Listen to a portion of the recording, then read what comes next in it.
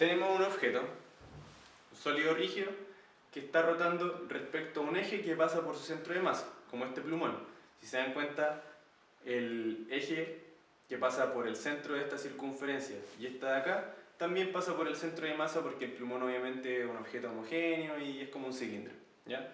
Entonces está rotando ahí, tiene cierto momento de inercia, y la pregunta es, ¿qué pasa si yo tengo otra situación? Un eje arbitrario y este objeto que vamos a poner ahora que está a cierta distancia de este eje, está girando respecto al eje. Este podríamos decir que es un nuevo objeto porque su masa está concentrada ya no tan cerca del eje de giro. ¿Se fijan? Acá prácticamente está muy cerca del eje de giro y aquí el R al cuadrado en el fondo va a tener un valor mucho más grande y por tanto este objeto va a tener otro momento de inercia. Entonces la pregunta es, conocido el momento de inercia de un objeto que gira en un eje que pasa por su centro de masa, conocido ese momento de inercia, y la distancia de ese objeto a un nuevo eje, ¿podemos sacar el momento de inercia del objeto rotando respecto a ese eje? Y la respuesta es sí. Y ese teorema se llama teorema de Steiner y nos va a permitir hacer este como especie de cambio de referencia, ¿ya? En el cual vamos a poder ya al final sacar el momento de inercia respecto a cualquier eje, teniendo el momento de inercia, podríamos decirle, interno o respecto a este eje que pasa por el centro de masa de un objeto. Así que hagamos la demostración de este teorema y veamos cómo están relacionados estos dos momentos de inercia, uno medido desde el eje que pasa por el centro de masa y uno medido desde un eje arbitrario. Démosle. Bueno, entonces ahora vamos a hacer el dibujito que nos va a permitir demostrar el teorema de Steiner. Tenemos nuestro objeto, este objeto va a estar rotando respecto a este eje arbitrario, este va a ser nuestro eje arbitrario, y también vamos a tener otra situación en la que el objeto rota respecto a su centro de masa, que va a estar en este eje acá, dibujado con la línea azul punteada. Entonces ahí va a estar girando, en algún punto de ese eje está el centro de masa, y ahí estaría rotando respecto a ese eje. Hay que ponerle nombre a las cosas, entonces nos vamos a concentrar en una de las masitas que controlan que definen este objeto. Ahí está MI en el punto P, y ese punto P está a una distancia R del eje de giro arbitrario, ¿ya? Ahora, la distancia entre los ejes de referencia es A. Simplemente cuánta distancia hay entre un sistema de referencia y el otro.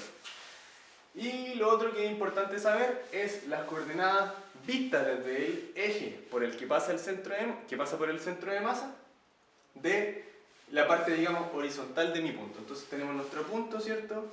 Y la parte horizontal o la parte en el plano XY tiene ciertas coordenadas vistas desde este sistema de referencia y a esas coordenadas les vamos a poner X' y Y', que son las coordenadas X, Y de nuestro punto medido desde el sistema de referencia que pasa por el eje en el cual se encuentra el centro de masa. ¿Y qué más tenemos? Que RC es la distancia de nuestro punto P al eje de giro que pasa por el centro de masa del objeto. Entonces con todos estos valorcitos vamos a empezar a ver cosas. Entonces lo que vamos a hacer primero es calcular el momento de inercia desde este sistema de referencia arbitrario, ¿ya? Ahí está el momento de inercia, nuestras masitas sumatorias, no les quise poner los subíndices porque no es necesario, hay que saber que son muchas, ¿sí? Y la distancia de cada una de estas masitas, ¿cierto?, al eje de giro, que en este caso es el arbitrario. Pero yo tengo una relación entre R y RC. ¿Se fijan? Tengo una relación entre R y RC. Y vamos a tratar de explotar esa relación para hacer aparecer aquí un momento de inercia respecto a nuestro eje que pasa por el centro de masa. Entonces, ¿qué relaciones tenemos? Fíjense que R lo podemos escribir como un teorema de Pitágoras entre este cateto y este cateto grande. O sea, sería R al cuadrado, que es el que aparece acá, sería X' al cuadrado más la suma de A e Y', que es el otro cateto, al cuadrado. Ahí yo tengo R al cuadrado. Y ahora yo tengo también que RC, que sería la distancia de nuestra masita al eje, digamos que está paso por el centro de masa, RC al cuadrado, la distancia de este punto al eje al cuadrado, es igual a x' al cuadrado más y' al cuadrado, ¿cierto? Teorema de Pitágoras. Y ahora ocupo estas dos relaciones y voy a poder sacar esa r al cuadrado y hacer aparecer esta RC que me va a permitir encontrar este momento de inercia de acá. Entonces, hago este cuadrado binomio, a al cuadrado lo puse ahí, y' al cuadrado lo puse ahí, y 2a' lo puse ahí. Y fíjense que esto que está acá es exactamente RC al cuadrado. Entonces me queda así. Una relación entre R y RC. Así que yo reemplazo esa relación aquí en el R. Reemplazando esta relación aquí en el R, me queda la sumatoria de este término que está aquí bien grande. Y obviamente hago una distributividad y me queda la sumatoria de m RC al cuadrado. Me queda la sumatoria de 2a m y prima, y 2a son constantes, así que yo lo saco afuera de la sumatoria. Hay una constante que es la separación de estos sistemas de referencia y el 2 también. M es algo que va cambiando, e y' es algo que va cambiando para cada una de estas masitas también.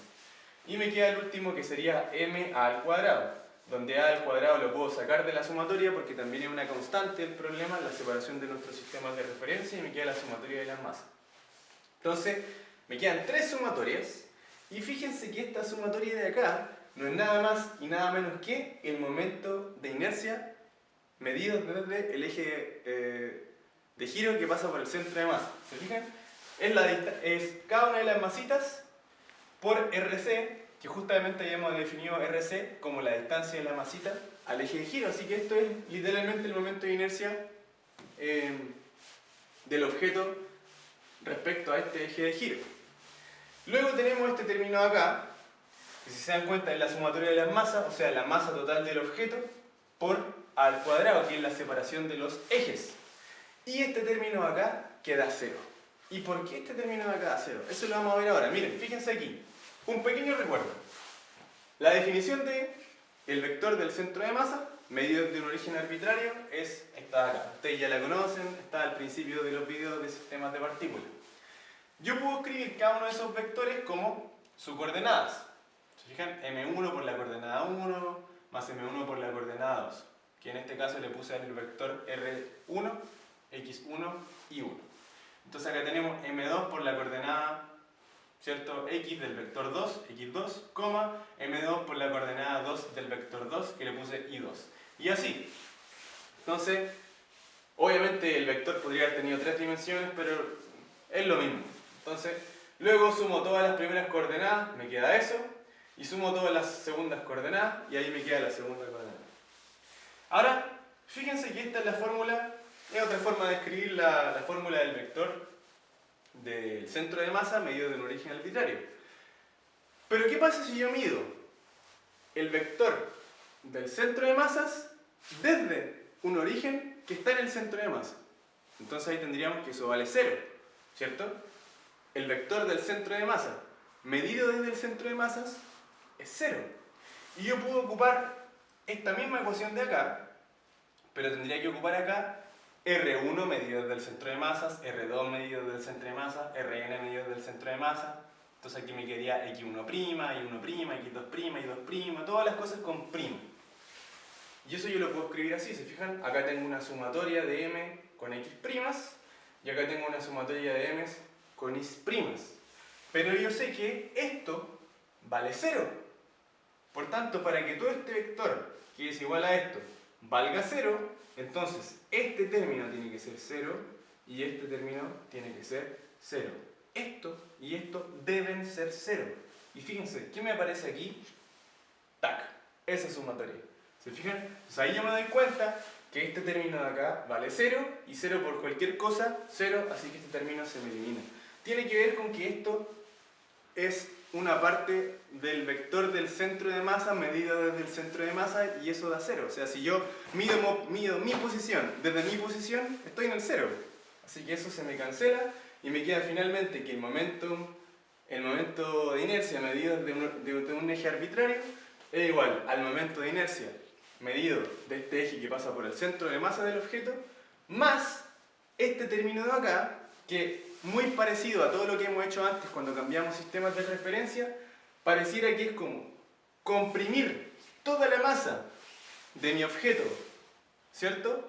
Y suponer que es una partícula que está a una distancia a del eje al cual yo le quiero calcular el momento de inercia. ¿Se fijan? Entonces es como suponer que esto es un puntito que tiene masa m y que está a una distancia a y que está rotando respecto a este eje arbitrario. Entonces eso, simplificar y agregarle el momento de inercia, podríamos decirle interno o respecto al centro, a este eje que pasa por el centro de masa. Así que eso es el teorema de Steiner, me va a servir mucho porque muchas veces es más fácil calcular el momento de inercia respecto al centro de masa y ya después si lo quiero calcular desde el mismo objeto rotando respecto a otro eje, ocupo el teorema de Steiner. Vamos a ver ejemplos y ejercicios más adelante, así que acá tenemos una herramienta útil para calcular momentos de inercia. Eso.